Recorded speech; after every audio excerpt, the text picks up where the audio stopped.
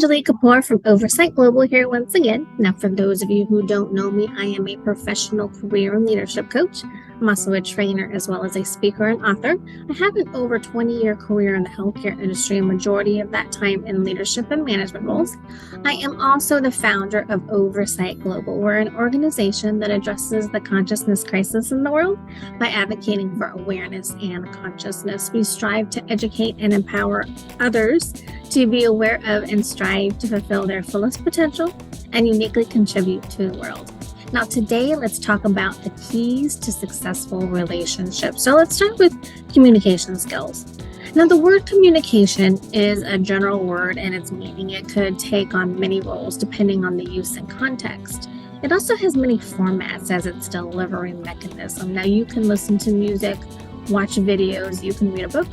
Conversations are forms of communication as well.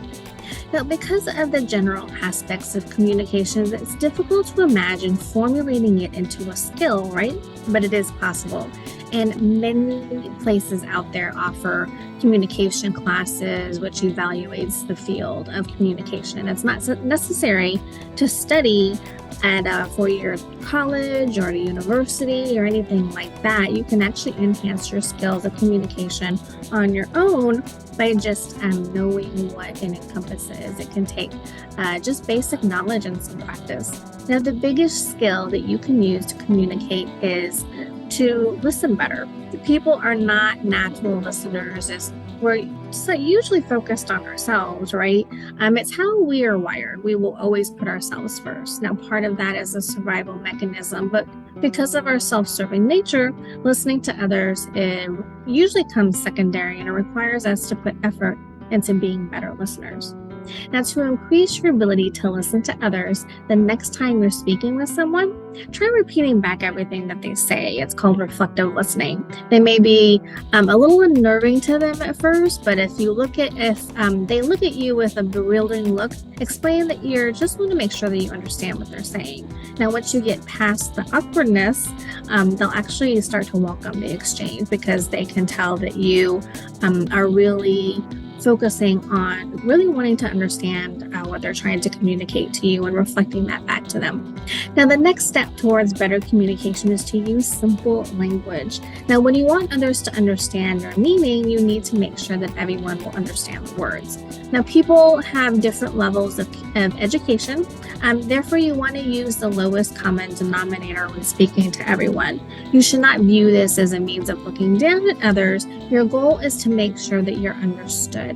Speaking and writing in basic language is the best way to accomplish this. I think about the mantra quote that I saw that says, seek to understand before being understood. So again, reflective listening and then just using really basic words to communicate to make sure that everybody else is understanding what you're wanting to say.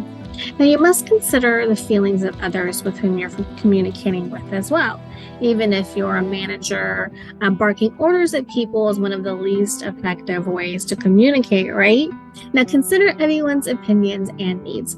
Keep people engaged in the communication platform. This way they can take ownership in the process. That is a massive benefit for excellent communication. You will get more out of people when this happens than merely rattling off commands as if they're robots. So again, really interacting and encouraging people to communicate with you and interact can help you all better to understand what is being communicated and make sure that things run smoothly.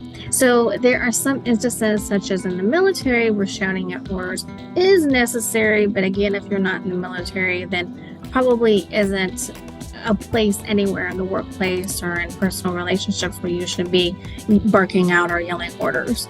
Again, these are the exceptions, but not the rule. So thank you for watching. I hope that you found this video helpful. If so, be sure to like, comment, and share, as well as subscribe below if you haven't already to get notified of our future episodes as well as videos on our channel.